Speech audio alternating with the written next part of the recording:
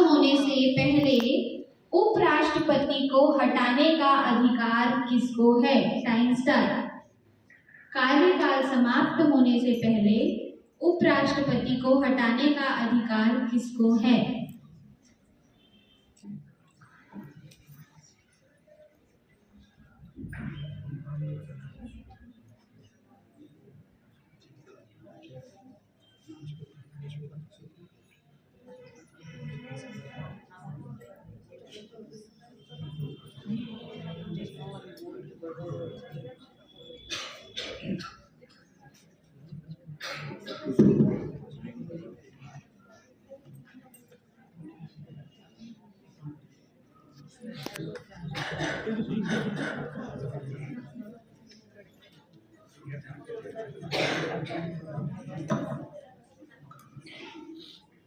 संसद सही है? सही है क्या? पीछे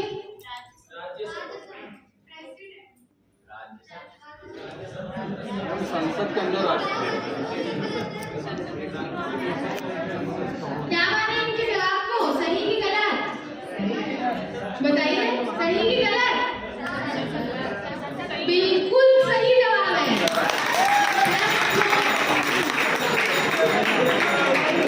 संसद के अंदर सब कुछ आ जाता है और जिस हिसाब से मैंने प्रश्न पूछा था, संसद इज राइट आंसर। चलिए अब प्लस तो कर चौथे ग्रुप के लिए प्रश्न। संसद भवन पार्लियामेंट हाउस का उद्घाटन कब हुआ था? सन बताना है। Time start.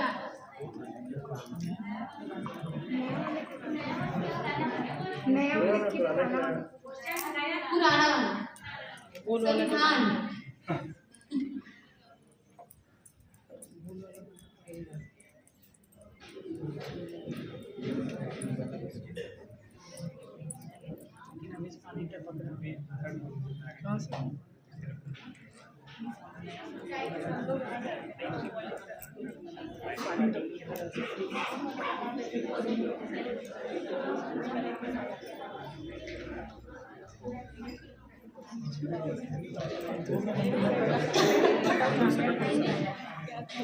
उन्नीस सौ 1958 सही जवाब है। क्या है तो बताइए। Very good. 0। चलिए पांचवी के लिए प्रश्न है। ऐसे कौन से प्रधानमंत्री हैं जो एक भी दिन संसद नहीं गए हैं? Time start.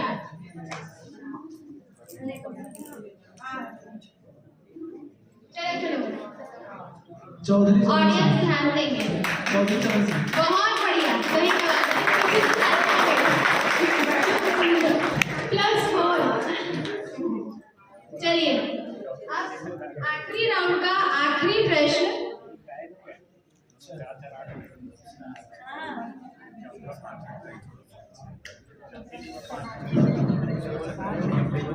भारत में अस्थायी संसद कब तक रही? भारत में अस्थायी संसद कब तक रही? Time start. अगर आपको डेट मालूम है तो डेट बताइए, नहीं तो सन भी बताएंगे।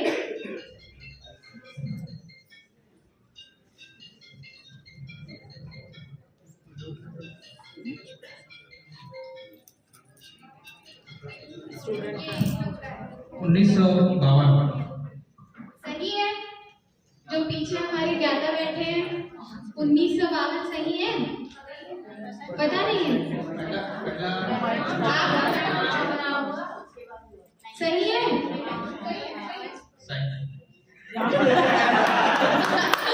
चलिए सही जवाब।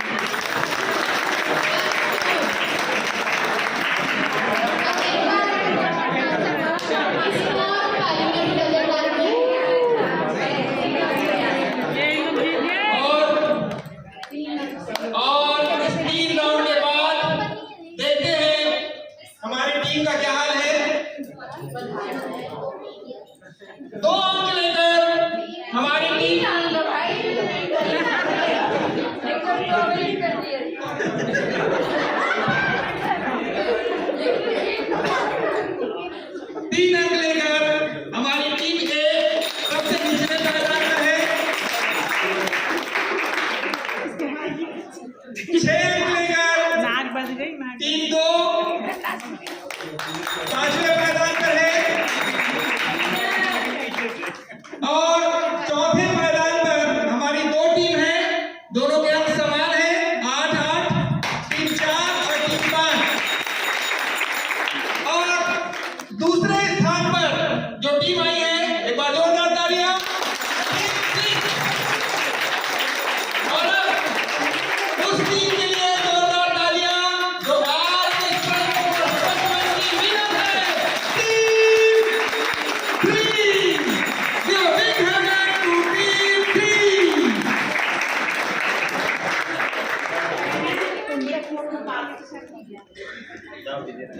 जाओ विजेता टीम चलो। चलिए मजा आया? वही तो नहीं पता यहाँ पे हम लोग क्या कर रहे हैं। मजा आया? चलिए विजेता टीम हाथ उठाए ऊपर फर्स्ट। अच्छा, एमएड फर्स्ट सेमेस्टर वाले ही बाजी मार रहे हैं।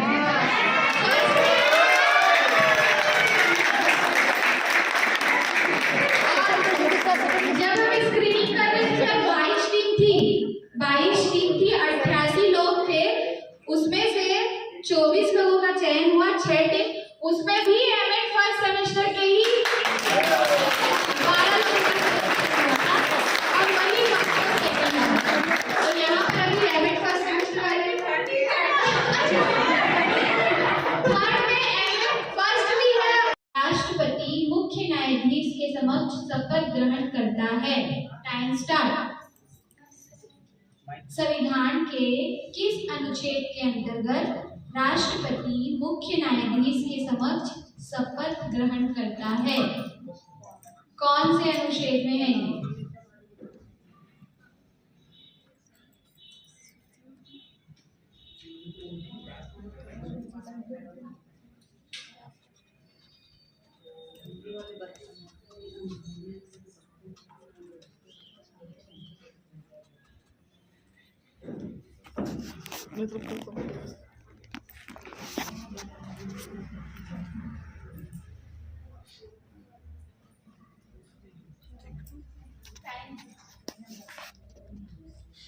चलिए चलिए आंसर दीजिए, इसमें माइनस मार्किंग नहीं है।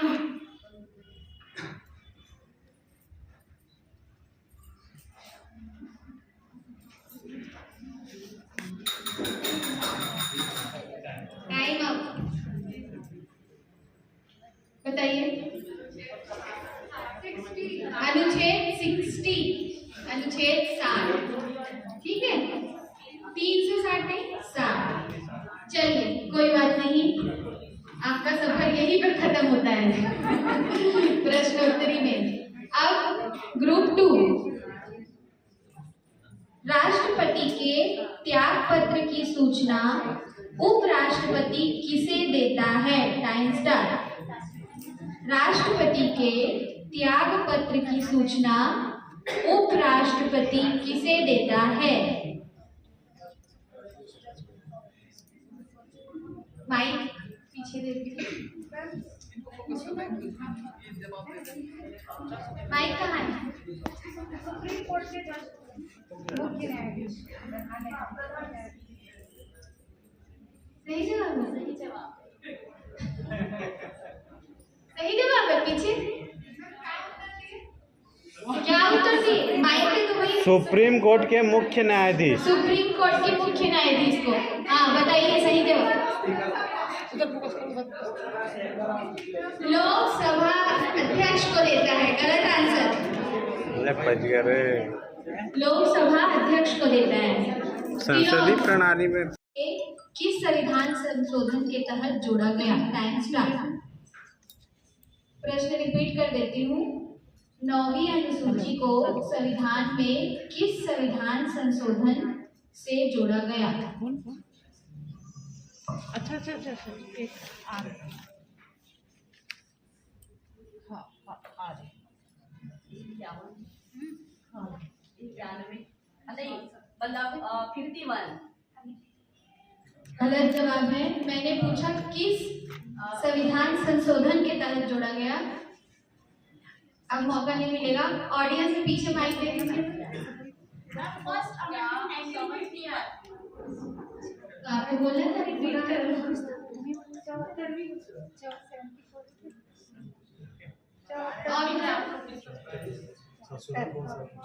संशोधन कुछ कौन से संशोधन के तहत जोड़ा गया? हाँ, कौन सा संशोधन, पहला, दूसरा, तीसरा, चौथा, ऐसा ये पूछे। चलिए, पहले राउंड का 0 अंक। अब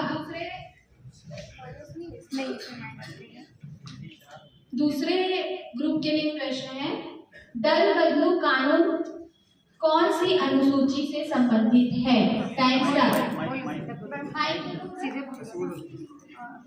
दल बदली कानून जो है 10वीं अनुसूची में अंकित है। बिल्कुल सही जवाब। +4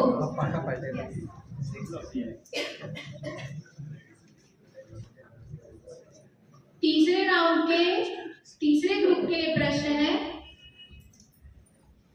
किस प्रधानमंत्री की नियुक्ति के समय वे किसी भी सदन के सदस्य नहीं थे? ऐसे कौन से प्रधानमंत्री थे? टाइम स्टार्ट हो गया ना। वो जब प्रधानमंत्री बने तब वे किसी भी सदन के सदस्य नहीं थे।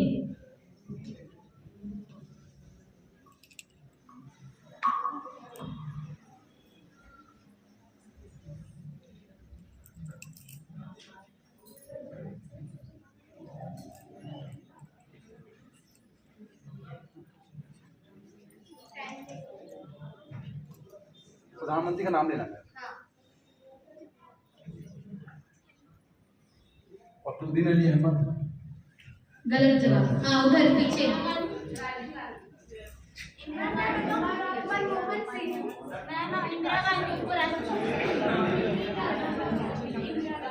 बहुत सारे आंसर आ रहे हैं ऐसे तो।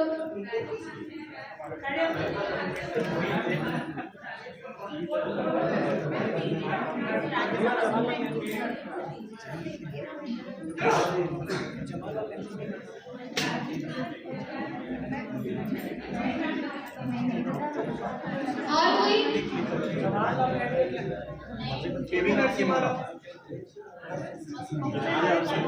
शंकर दयाल सर। सही जवाब है HD देवगौड़ा। चलिए, 0। तीसरे राउंड के चौथे ग्रुप के लिए प्रश्न है, संसद के 2 क्रमिक अधिवेशनों के मध्य कितना समय अंतराल होता है? Time start.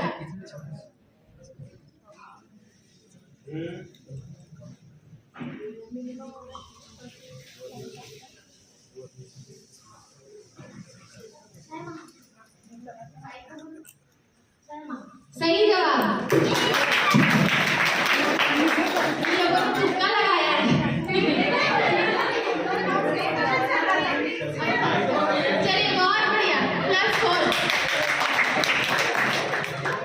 अब ग्रुप 5 के लिए प्रश्न है, संविधान लागू होने के बाद सर्वप्रथम त्रिशंकु संसद का गठन कब हुआ? आपको सन बताना है। Time start. एक बार और रिपीट करती हूँ, क्लियर है ना? संविधान लागू होने के बाद सर्वप्रथम त्रिशंकु संसद का गठन कब हुआ?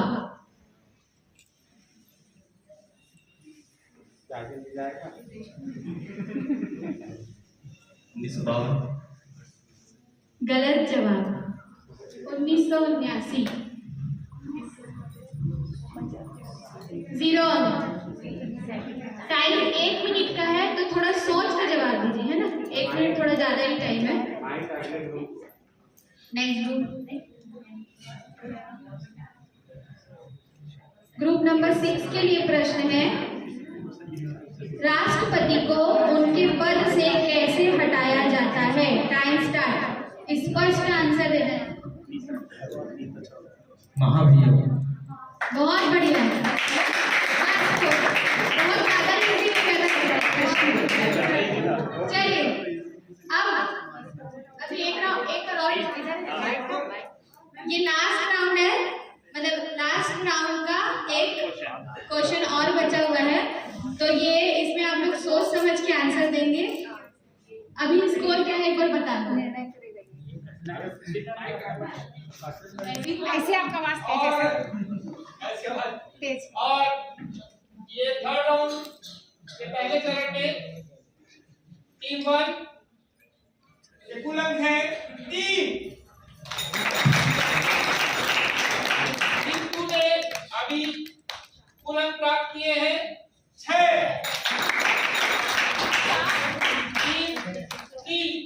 टीम 3 के लिए अभी इस राउंड में कुल अंक है 6। और टीम 4 ने अभी लीड किया है 8 अंकों के साथ। टीम 5 के कुल अंक है 4 और टीम 6 ने कुल 5 अंक लिए। अभी लिखो है टीम 4 और अभी लिखते हैं।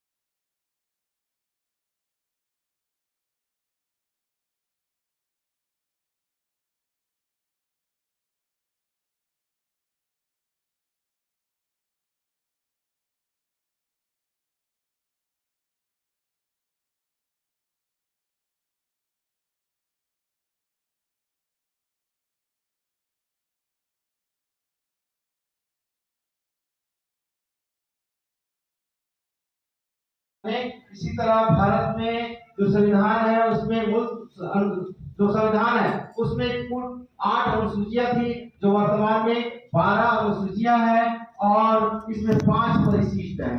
भारत के जो संविधान है उसकी मुख्य जो विशेषता है कि भारत का जो संविधान है पूरे विश्व का सबसे लंबा लिखित संविधान है। साथ ही भारत जो है विश्व का एक प्रमुख और सबसे बड़ा लोकतंत्र है, तो उस दृष्टि से भी भारत का संविधान जो है एक बड़ा संविधान है। भारत की संविधान की दूसरी मुख्य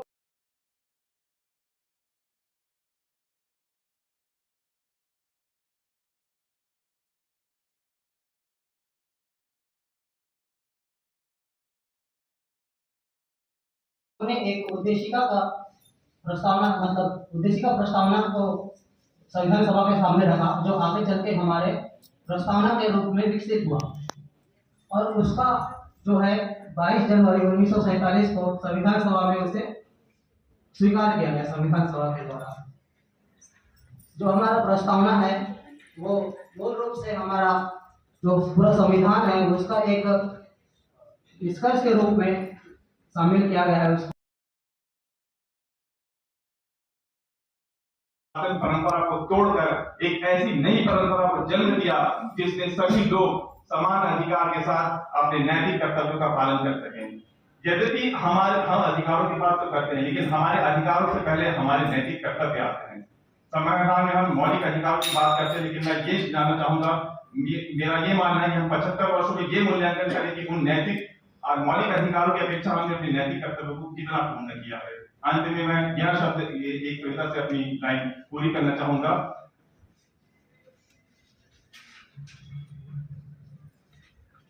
मैं भारत का संविधान हूँ, तुमको राह दिखाता हूँ, पद की सारी बारीकों को बारी से सिखलाता हूँ, उलझे ना भारत का कोई जन, जतन यह करता हूँ, रातों के अंधकार में भी मैं सदा दीपक जलाता हूँ। मैं भारत का संविधान हूँ, तुमको राह दिखाता हूँ, मैं भारत का संविधान हूँ, तुमको राह दिखाता हूँ।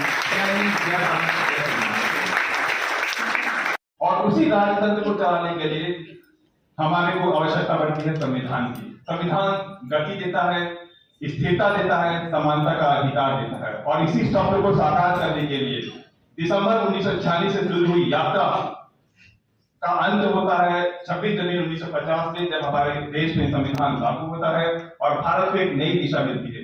यद्यपि भारत बहुत समृद्ध परिवार से गुजरा हुआ देश है, हमारी विभिन्न विभिन्न संस्कृतियां हैं, परंतु ये भी मानना होगा कि ये भारत जो था वो कई कुरीतियों, विसंगतियों, जाति, पाति, पंथ, संप्रदाय और भावों में बटा हुआ था। दलितों की स्थिति अत्यंत दयनीय थी, समानता का अधिकार नहीं था, शिक्षा का अधिकार नहीं था, मानवीय मूल्य नहीं थे, महिलाओं की स्थिति अत्यंत दुर्गतिपूर्ण थी। वो अधिकार जो आज हम देखते हैं वो नहीं था।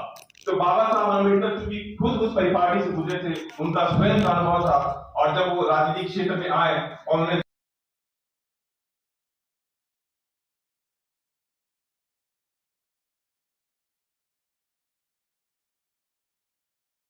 प्रस्तावना है उस संविधान का प्रतिबिंब है। प्रस्तावना में लिखा गया है कि हम भारत के लोग भारत में एक संपूर्ण प्रभुत्व संपन्न पंथ निरपेक्ष समाजवादी लोकतंत्र के शासन की संरचना, उसकी शक्तियां, उसके कर्तव्य और यहाँ तक कि उस देश में रहने वाले समस्त नागरिकों के अधिकार और कर्तव्य का भी वर्णन होता है। जब हम संविधान की बात करते हैं तो जो मुझे टॉपिक मिला है उस पर हम आते हैं।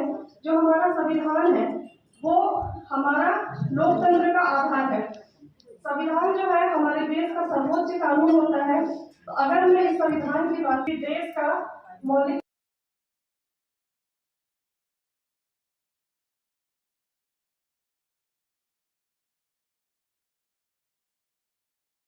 मैं पुराण कहूंगी, भारत की मैं हूँ बेटी, भारत की मैं हूँ बेटी, भारत की बेहतरी को संविधान कहूंगी, भारत की बेहतरी को संविधान कहूंगी।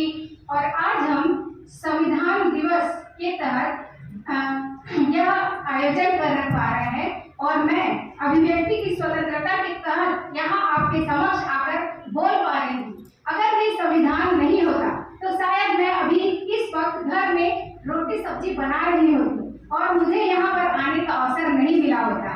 जब भी हम बात करते हैं किसी भी टॉपिक की तो हम अपना फायदा नफा नुकसान पहले देखते हैं। तो हम संविधान के बारे में यदि जानना चाहते हैं तो हम अपने आज को देखें और पिछले समय को देखें कि किस प्रकार हमारे जो पूर्वज थे उन्होंने यातनाएं सही, हमारी बेटियों के साथ किस प्रकार का अन्याय हुआ। हम यदि महात्मा फुले, ज्योतिबा फुले के जीवन परिचय को देखें, जीवन अनुभव को देखें तो एक बेटी, उनका क्या गुनाह था, जो स्कूल जा रही थी और उन पर गोबर और कुछ ऐसी चीजें फेंकी जा रही थी, चप्पलें फेंकी जा रही थी, वो ऐसा क्या गुनाह कर रही थी। लेकिन हाँ, संविधान ने हमें महिलाओं के लिए अधिकार दिया, ग्रेजुएटी दी और साथ ही साथ बहुत सारे ऐसे अधिकार दिए जिससे नागरिक एक समान हो। क्योंकि हमारा जो भारत देश है एकता और अखंडता के लिए पूरे विश्व में इसका डंका बजता है। मेरा जो टॉपिक है भारतीय संविधान के तहत नागरिक अधिकारों की सुरक्षा। तो हम नागरिक, भारत के नागरिक हम किस प्रकार से कहलाएंगे।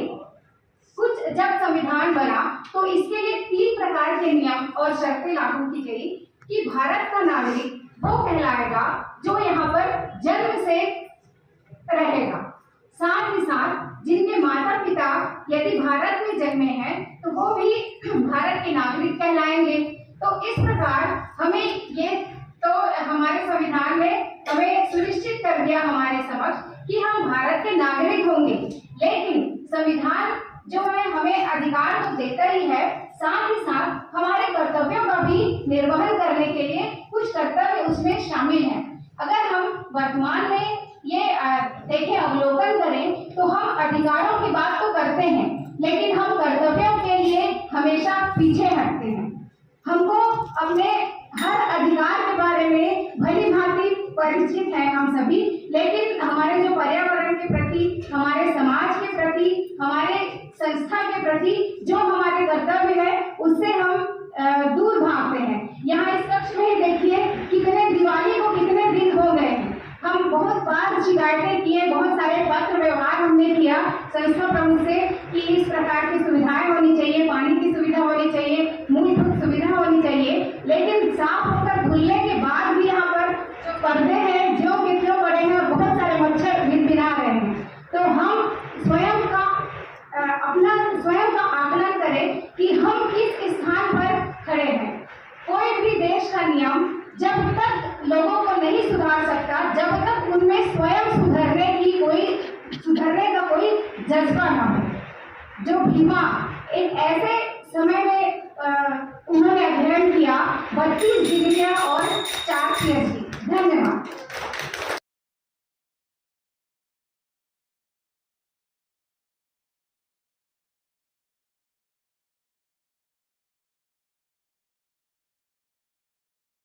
अकेला नहीं हो सकता। सिक्के के 2 पहलू होते हैं, अधिकार के साथ साथ कर्तव्य भी होते हैं। जब हम मौलिक अधिकार के बारे में बात करते हैं तो हम ये देखते हैं कि किसी देश में रहने वाले हमारे जो प्रजा होती है उसे किन किन अधिकारों के साथ जीने की स्वतंत्रता प्राप्त होती है। जब हम 200 वर्षों की गुलामी के बाद अपने इस देश को आजाद के रूप में देखे तो हमारे मन में एक प्रश्न था कि क्या फिर से वही राजतंत्र या कुछ नया। हमारे देश के जो कर्णधार थे उन्होंने कहा नहीं, जिस राजतंत्र की दोषों के कारण हम इतने वर्ष गुलाम रहे अब वो नहीं, अब राज्य होगा जनता का, जनता के लिए। तो फिर एक लोकतंत्र की परिकल्पना की गई और उसके अनुसार बात आई संविधान की। हमारे विद्वान नेतृत्व ने बहुत सारे लोगों के, बहुत सारे देशों के संविधान का अध्ययन किया। उसके कि हम भी समान रूप से रोजगार पाए, हम भी समान रूप से वेतन पाए, हम भी समान रूप से कार्य करें, हम भी कभी किसी से न शोषित रहेंगे, न पीड़ित होंगे, न हम किसी की बात सुनेंगे, हम न किसी के अधीन रहेंगे, न हम किसी की दास्ता स्वीकार करेंगे। जी हाँ, ये अधिकार मुझको मिला है हमारे संविधान से। यह अधिकार ज्ञान और शक्ति, युद्ध और शांति दोनों की कहानियां बताती हूँ। जी हाँ, मैं एक महिला हूँ, और महिला के क्या अधिकार हैं हमारे संविधान में। आर्टिकल के टॉपिक, जी हाँ, महिला कोई अलग जीव नहीं, अन्य इंसानों की तरह, पुरुषों की तरह महिला भी एक इंसान है। और महिला एक इंसान होने के नाते उसे भी वही अधिकार मिलने चाहिए जो एक पुरुष को मिलते हैं, जो इस देश के नागरिकों को मिलते हैं। हमारे देश में संविधान बनने के पहले या आजादी के पहले या उससे भी पहले कह सकते हैं कि वो समान अधिकार हम सभी को प्राप्त नहीं थे। लेकिन बाबा साहेब भीमराव अंबेडकर ने हमारी पीड़ा को समझा, सिर्फ समझा ही नहीं, उस पर विचार किया, चिंतन किया, मनन किया और अंततः सबके सामने ला के रख दिया। क्या ला के रख दिया जानना चाहते हो? जी हाँ, उन्होंने ये बात रखी कि महिलाएं सृष्टि के प्रवर्तक है, महिलाएं हैं तो ये समाज है, महिलाएं हैं तो ये ग्रंथ हमें सिखाती है, ग्रंथ हमें ज्ञान का प्रकाश देती है। उसी ग्रंथ को पढ़कर हम समाज में जीना सीखते हैं और लोगों के साथ व्यवहार करना सीखते हैं। लोगों की अभिव्यक्ति अलग अलग होती है, उनकी विभिन्नताएं, उनकी समानताएं अलग अलग प्रकार की होती हैं। कोई दो व्यक्ति एक प्रकार से भी हो सकते हैं और समान होते हुए भी वे विभिन्नता रखते हैं। उनकी विभिन्नता को डिफाइन करने के लिए, परिभाषित करने के लिए या उनमें एक प्रकार के गुण व्यक्त करने के लिए ग्रंथ होते हैं। मैं आप सभी को 26 नवंबर संविधान दिवस की हार्दिक बधाई देती हूँ। भारत देश एक संघ प्रदेश है और उसका एक संविधान है जिसको हम भारत का अखंड ग्रंथ कहते हैं। भारत इस ग्रंथ को पढ़कर, इस ग्रंथ से प्रेरित होकर या इन पर इनके लिखे हुए वाक्यों को आधार मानकर ही अपना शासन चलाता है। कहा जाता है कि जो संविधान है वो एक ऐसा ग्रंथ है, एक लिखित ग्रंथ है जो कि शासन को चलाने के लिए निर्देशित करता है, उसको प्रेरित करता है और उसे राह दिखाता है, मार्गदर्शन देता है। भारत देश के संविधान को का जो प्रस्तावना है उसमें सबसे पहला शब्द है हम भारत के लोग। ये हम भारत के लोग शब्द अमेरिका देश से लिया गया है। इसी प्रकार से अन्य जो शब्द हैं वो भी अलग अलग देशों से लिया गया है। जब कभी भी हम छन्नी में छानते हैं तो हमको सार चीज प्राप्त होता है। उसी प्रकार विश्व भर के ग्रंथों को जब हमारे विशेषज्ञों ने, बहुत सारे विशेषज्ञों ने छाना, पढ़ा और उस पर मनन चिंतन किया, तब एक सार निकल कर आया और उसी सार को जब लिखित रूप में प्रस्तुत किया गया तो उसे भारत का सबसे महान ग्रंथ संविधान नाम दिया गया। आज भी हम देखते हैं कि संविधान सभी के लिए एक बराबर है। संविधान ने कभी भी किसी को भी अंतर नहीं किया। जिस प्रकार से वट वृक्ष होता है और वो वट वृक्ष सबको समान छाया देती है और उसके छत्र छाया में हम सब सुरक्षित महसूस करते हैं, बिल्कुल उसी प्रकार संविधान भी हमको संरक्षण और विकास का अवसर प्रदान करता है। आप सभी जानते हैं कि संविधान के कारण से ही आज हम सब एक बराबर हैं और अपने अपने विकास के लिए कार्य कर पा रहे हैं। सन 1776 में संविधान की पहली संकल्पना अमेरिका ने किया था। उससे पूर्व हम जानते हैं कि जो विश्व था वो आदि मानव था और आदि मानव के बाद जब उनमें थोड़ी सी सभ्यता आई और सभ्यता के बाद राजतंत्र का निर्माण हो गया और फिर अपने अपने प्रभुत्व की लड़ाई शुरू हो गई और उसी बीच 1776 में अमेरिका देश में पहली बार नियम कानून की बात चली और एक संविधान की बात हुई। बहुत बहुत धन्यवाद।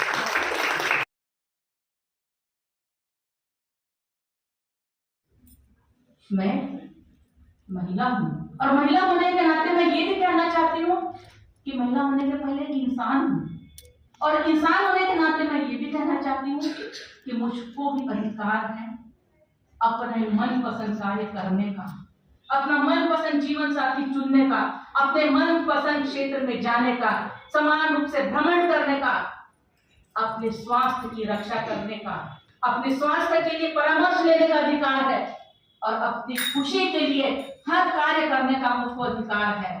अपनी खुशी से मैं हर कार्य कर सकती हूँ, अपने कार्य से मैं संतुष्ट हो सकती हूँ और अपनी खुशी को मैं बयां भी कर सकती हूँ। जी हाँ, मैं आज की आवाज हूँ। मुझ में वो शक्ति है कि मैं उस दुनिया को बदल सकती हूँ, मुझ में वो ताकत है कि मैं इस जमाने को बदल सकती हूँ। ये इसलिए क्योंकि मुझको यह अधिकार दिया है हमारे संविधान ने और मैं इस संविधान का आदर करती हूँ, मैं इस संविधान का सम्मान करती हूँ और मैं चाहती हूँ कि सिर्फ मैं ही नहीं, मेरे देश के सारे नागरिक इस संविधान का सम्मान करें, उतना ही सम्मान करें जितना वो स्वयं का सम्मान चाहते हैं। अगर हम ऐसा करेंगे तो वो दिन दूर नहीं है कि हमारा भारत विश्व गुरु फिर से बन जाएगा। वो दिन दूर नहीं रहेगा कि जब हम विश्व विजेता कहलाएंगे और ये तभी संभव होगा जब हम सभी नारियों का सम्मान करेंगे और ये तभी संभव होगा जब हम संविधान का सम्मान करेंगे। जी धन्यवाद।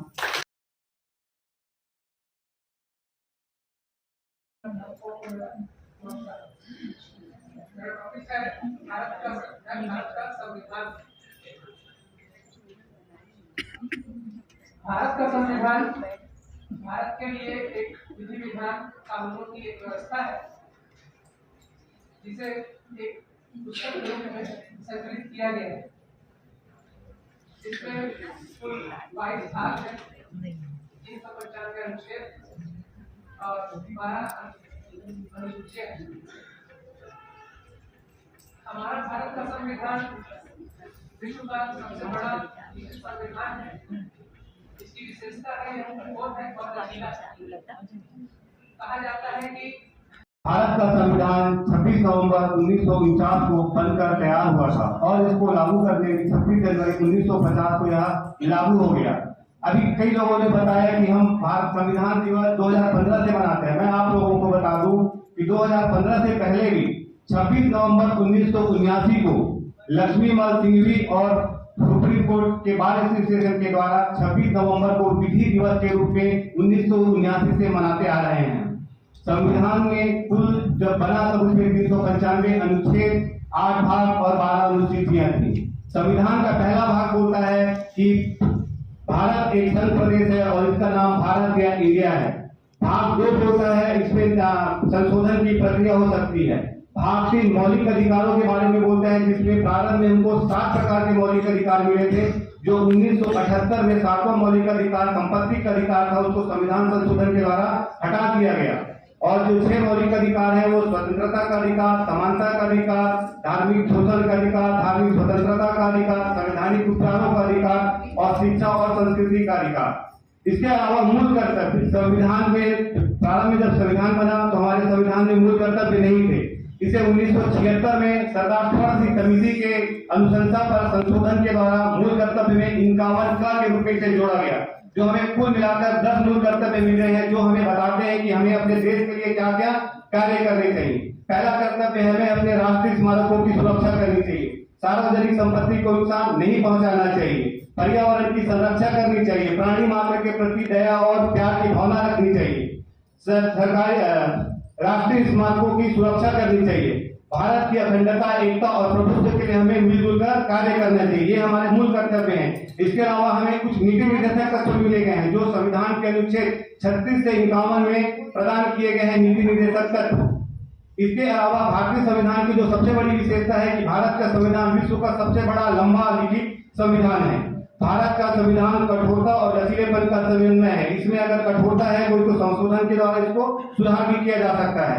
भारत का संविधान की सबसे बड़ी एक विशेषता और होती है, भारत के संविधान में जो मूल अधिकार लिए गए हैं ये संयुक्त राज्य अमेरिका से लिए गए हैं। संविधान संशोधन की जो प्रक्रिया ली गई है वो दक्षिण अफ्रीका से ली गई है।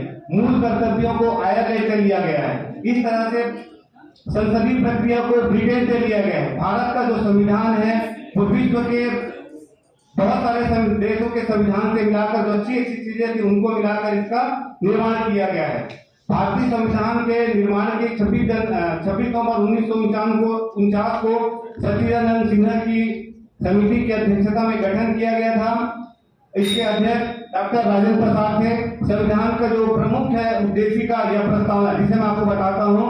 हम भारत के लोग भारत को एक संपूर्ण प्रभुत्व संपन्न समाजवादी पंथनिरपेक्ष लोकतंत्रात्मक गणराज्य बनाने के लिए तथा इसके समस्त नागरिकों को सामाजिक, आर्थिक और राजनीतिक न्याय, विचार, अभिव्यक्ति, विश्वास, धर्म, उपासना, स्वतंत्रता और प्रतिष्ठा और इसकी अखंडता को बनाए रखने के लिए आज इस संविधान में 26 नवंबर 1949 मिति मार्क्सिस्ट शुक्ल सप्तमी 2006 विक्रमी को इस संविधान को अंगीकृत, अधिनियमित और आत्मर्पित करता है। यह संविधान का हमारा सार है जो पूरी चीजों को बता देता है कि भारत एक धर्मनिरपेक्ष राज्य है जहां पर धर्म के आधार पर कोई भेदभाव नहीं होता है। सभी लोगों को समानता का अधिकार मिला हुआ है, सभी लोगों को स्वतंत्रता का अधिकार मिला हुआ है। संविधान हमारे अधिकारों की रक्षा करता है। संविधान के अगर बाहर कोई जाता है तो उसके लिए संवैधानिक उपचारों का अधिकार है, जिसके द्वारा हम सुप्रीम कोर्ट पे भी जाकर अपने अधिकारों के हनन करने वालों के प्रति कार्रवाई करवा सकते हैं और अपने अधिकारों की रक्षा कर सकते हैं। धन्यवाद।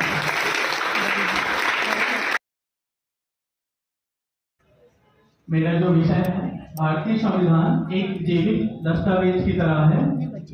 संविधान दो शब्दों से मिलकर बना हुआ है, संविधान विधान।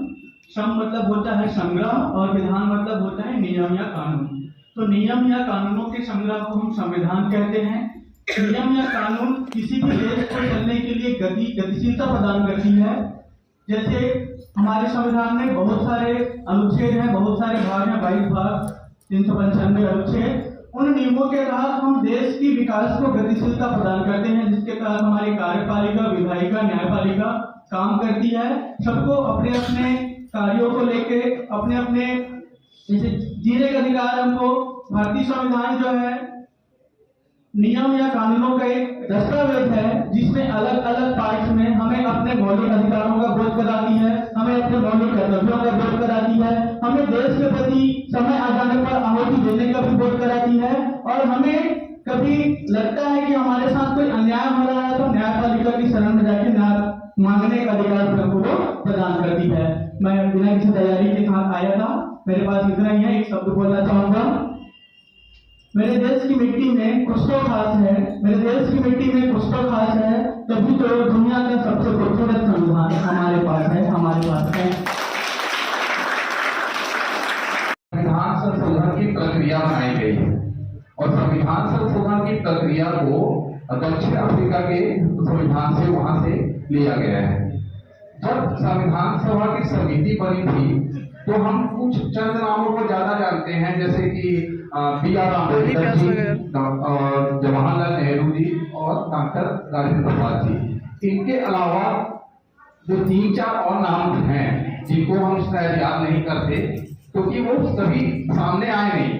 उनमें से एक थे जो B.R. अम्बेडकर जी के साथ जो 2 वकील थे, एक K.M. मुंशी जी और एक थे मद्रास के कृष्ण स्वामी अय्यर और B.N. राव एक प्रशासनिक अधिकारी थे जिन्होंने विदेशों के जितने भी संविधान है सभी का गहन अध्ययन किया था और वो अध्ययन कर उसको हमारे संविधान में सम्मिलित करने के लिए उन्होंने सहयोग किया।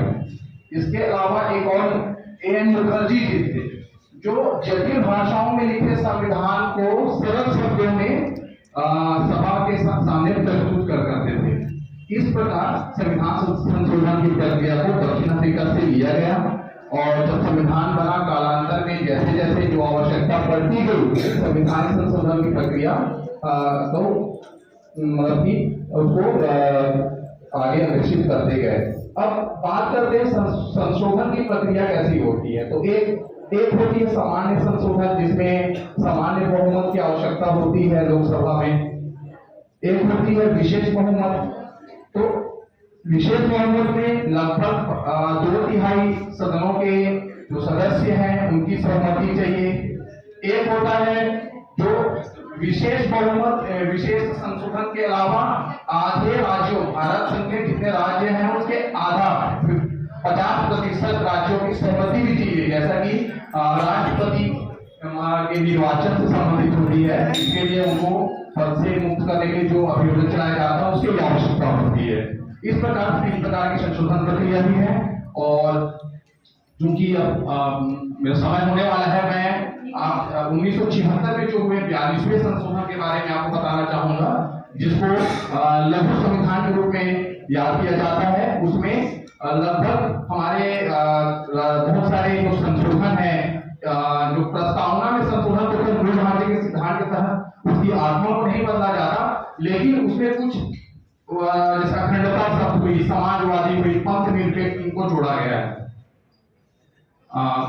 संशोधन अभी तक लगभग 100 से ज्यादा हो चुके हैं और समय के साथ और भी होंगे, क्योंकि जो परिवर्तन ही संसार का नियम है और परिवर्तन तो होता रहता है, क्योंकि आज किसी और की आवश्यकता के अनुरूप उस समय बनाई गई थी, समाज में और भी आवश्यकताएं आती जाती हैं। धन्यवाद।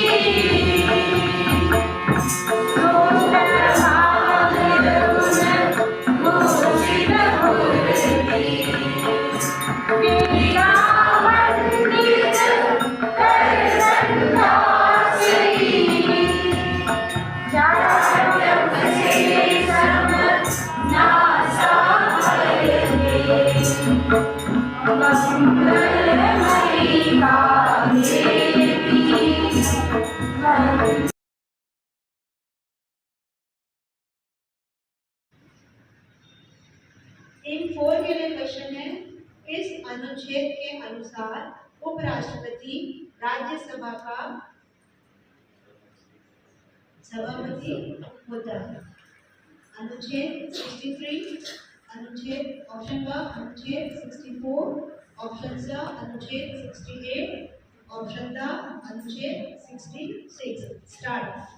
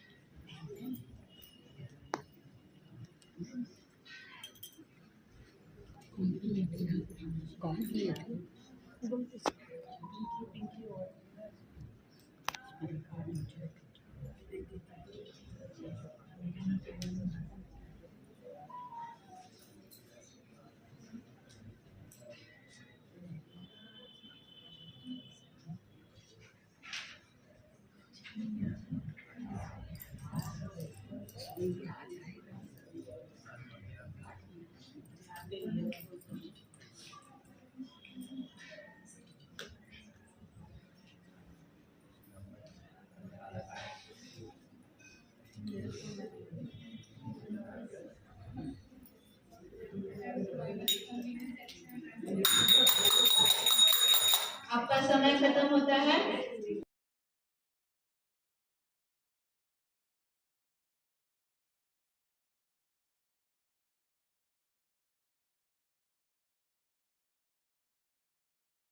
ग्रुप में